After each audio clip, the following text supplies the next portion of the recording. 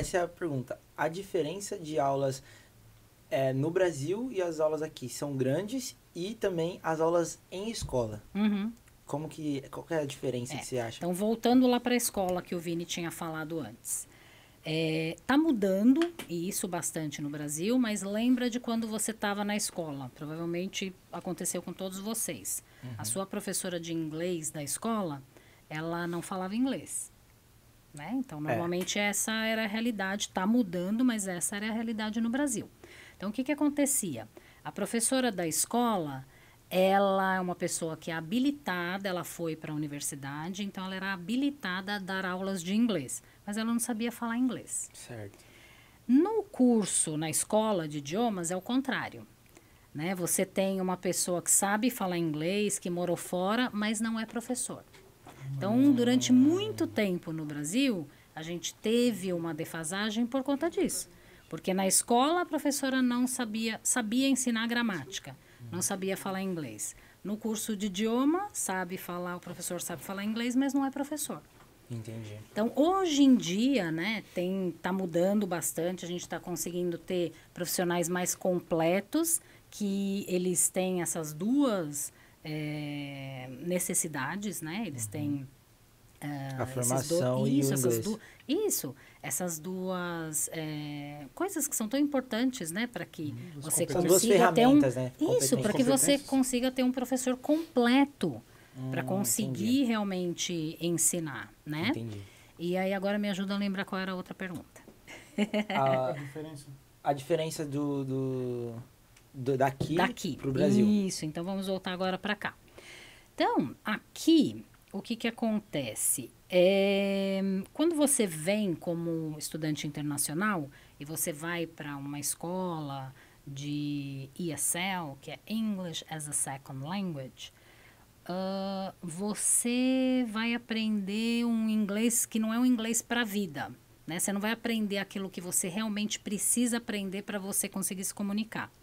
Você vai ser treinado para conseguir ir bem em testes de proficiência. Certo. Então, todo o material que é usado nessas escolas, normalmente, isso, eles vão trazer temas e conteúdos que são todos voltados para te preparar para ir bem nesses testes, né? TOEFL, IELTS, isso. SAT. Tem o Isso. da Duolingo também. Eu não sei o nome do Duolingo. O Duolingo Duolingo, agora ele é um acho. pouquinho mais simples, né? Ele é novo, né? Não é uma coisa que está há muito tempo aí no mercado, ele é mais novo, mas ele é mais simples. Então, tem algumas universidades menores que estão pedindo o teste do Duolingo, Estão de aceitando proficiência do Duolingo, ao invés de outro. Certo. Então, essas são algumas das diferenças que a gente tem Entendi. aqui. Isso. E pra. E já pensando, pegando as diferenças, e para ensinar o brasileiro e as pessoas de outro país, assim, é muito mais difícil para passar, sei lá, pra um cara que nunca nem viu aquele vocabulário, assim, sabe? Tipo, como é que você coloca uma coisa na lousa que o cara nunca nem viu aquilo, sabe? Sim, sim. Muita gente, quando quer aprender inglês, quer aprender com um falante nativo, né?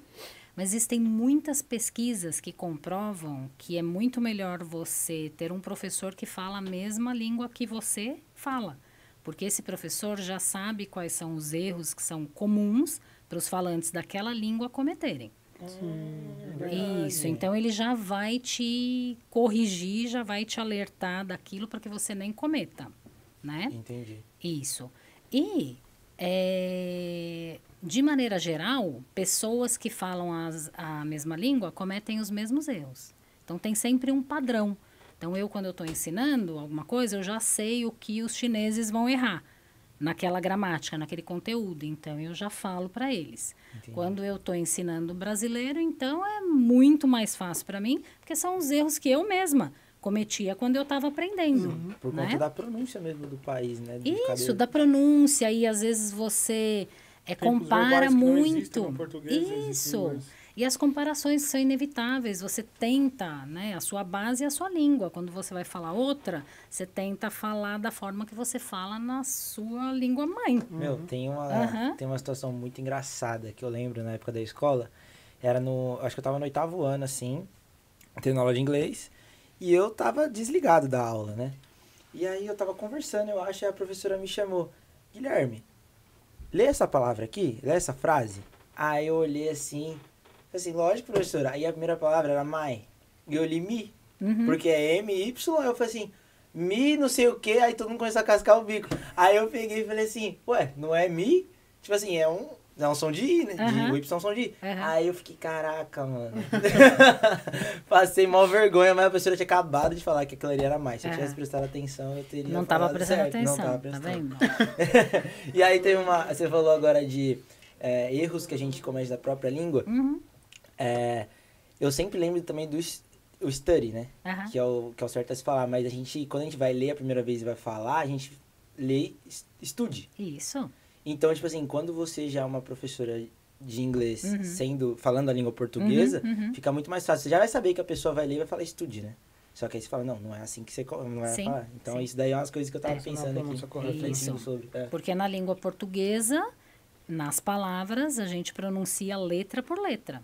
A gente não pula nenhuma, não engole nenhuma, como faz no inglês. Verdade. O som não muda, né? Então, você lê letra por letra. E aí, quando você pega palavras em inglês, o que você quer fazer? Ler letra por letra. Só que aí não é possível. Então, sai alguma coisa meio estranha, meio diferente. E vocês tinham me perguntado também como é ensinar para alguém de outra língua, que fala outra língua e que não sabe nada. De outro alfabeto, né? Isso. Porque eu tenho alunos até que usam outro alfabeto. Né? Tem bastante gente lá na escola. Bom, eu nunca tenho alunos, como eu ensino para nível intermediário, eu nunca tenho alunos que são assim zerados, né? Não ensino. Você deve dar uma raiva pegar esses alunos zerados. Mas eu encontro com eles o tempo inteiro. Ali no corredor, né? Tem até uma história engraçada. Tem uma senhora chinesa que começou lá na escola, não sei se o Vini já viu. Eu pego o elevador todo dia com ela e ela todo dia ela fala, hi. Eu falo, hi. E aí ela fala, teacher. Eu falo, yes, I'm a teacher. Aí ela fala, yes, teacher. Aí eu falo, yes, I'm a teacher. Aí, no outro dia, de novo, hi, teacher. Yes, teacher, I'm a teacher. Good morning. Mas isso é uma diferença. Eu acho que se fosse um brasileiro, ele já não falaria. Não falaria? O brasileiro ia ficar quieto? Sim. Ele ia, olhar a professora. Ele ia pensar na cabeça dele ali. Sim. Ia ficar aqui. Não, e essa senhora não fala uma palavra em inglês. Eu, assim, acho que ela tá só, ali, né? eu acho que ela só sabe hi e teacher. Ela é asiática? Ela é chinesa. Ela é Só chinesa. pelo jeitinho de falar hi, teacher, dá pra saber que é, porque eles são muito assim, eles são muito fofinhos, Sim, eles são. E Ai, me fugiu a pergunta. Tá, continua. Esqueci a pergunta. Era uma pergunta boa. Então, mas aí, continuando, no meu grupo eu não pego alunos que chegam sem saber nada, né? Mas é um processo bem longo quando a pessoa chega sem saber nada. Bem longo.